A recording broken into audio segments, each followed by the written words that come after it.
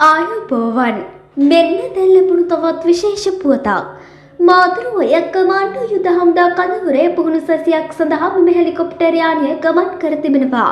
ගුවන් හමුදා මාධ්‍ය ප්‍රකාශක ගෲප් කපිතාන් එරන්දගේ ගණගේ සඳහන් කළේ යානයේ නියමුවන් දෙදෙනා නිරුපද්‍රිතව සිටින බවයි. හගුරන්ගඩ ගුවන් හමුදා කඳවුරෙන් ගුවන්ගත වූ බෙල් 212 වර්ගයේ හෙලිකොප්ටර් යානයක් මාතෘවය ප්‍රදේශයට අද උදෑසන කඩා වැටී තිබෙනවා. අනතුරට පත් වූ හෙලිකොප්ටරයේ සිටි 11 දෙනාගෙන් 9 දෙනෙකු බේරාගත් බව ගුවන් හමුදා ප්‍රකාශක පවසනවා.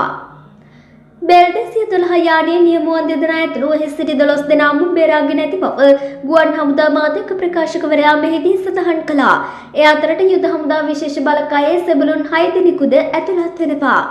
ගුවන් හමුදා හෙලිකොප්ටර් යානයක් මාතෘවය ජලාශයට කඩා වැටීමේ සිද්ධිය පිළිබඳව සොයා බැලීම සඳහා කමිටුවක් පත් කර තිබෙනවා. ගුවන් හමුදා මාධ්‍ය ප්‍රකාශක ගෲප් කපිතාන් එරන්දගිගනගේ පැවසුවේ ගුවන් හමුදාපතිවරයා විසින් මෙලෙස 9 දෙනෙකුගෙන් යුතු කමිටුවක් පත් කර ඇති බවයි. මෙම බෙල් 212 යානය අද උදෑසන මෙසේ කඩා වැටී තිබුණේ. යානයේ සිටි නියමුවන් දෙදෙනා ඇතුළු 12 දෙනාම බේරාගෙන ඇති බවයි ගුවන් හමුදා මාධ්‍යක ප්‍රකාශකවරයා සඳහන් කළේ. ඒ අතරට යුද හමුදා විශේෂ බලකායන් සෙබළුන් 6 දෙනෙකුද ඇතුළත් බව සඳහන් කළා. ඉන්පසුව බෙල් 212 හෙලිකොප්ටර් අනතුරෙන් පසු ශ්‍රී ලංකා ගුවන් හමුදා තුවාක්කුකරුවන් විශේෂ බලකායේ සංවේදකයන් 6 දෙනෙකුද ජීවිතක්ෂයට පත්වී ඇති බව නැවතත් සඳහන් කර සිටියා. තුවාල ලැබුවෝන් පොළොන්නරුව ඇතුළත් කිරීමෙන් අනතුරුවයි ජීවිතක්ෂයට පත්වී තිබෙන්නේ. හිඟුරක්ගොඩ ගුවන් හමුදා කඳවුරෙන් ගුවන්ගත වූ බෙල් 212 වර්ගයේ හෙලිකොප්ටර් යානය මාතෘවය ප්‍රදේශයේ අද උදෑසන කඩා වැටී තිබෙනවා.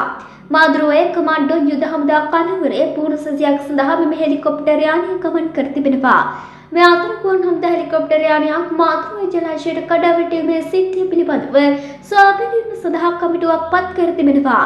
ගුවන් හමුදා මාධ්‍යක ප්‍රකාශක ගෲප් කපිතාන් එරන්දගිගනගේ පැවසුවේ ගුවන් හමුදාපතිවරයා විසින් මෙලෙස 9 දෙනෙකුගෙන් යුතු කමිටුවක් පත් කර ඇති බවයි. नवीन उणसम पुआत लदसनिන් දැනගැනීමට අපගේ YouTube channel එක subscribe කර bell icon එක ක්‍රියාත්මක කරලා තියාගන්න. ඔබට සුබ දවසක්.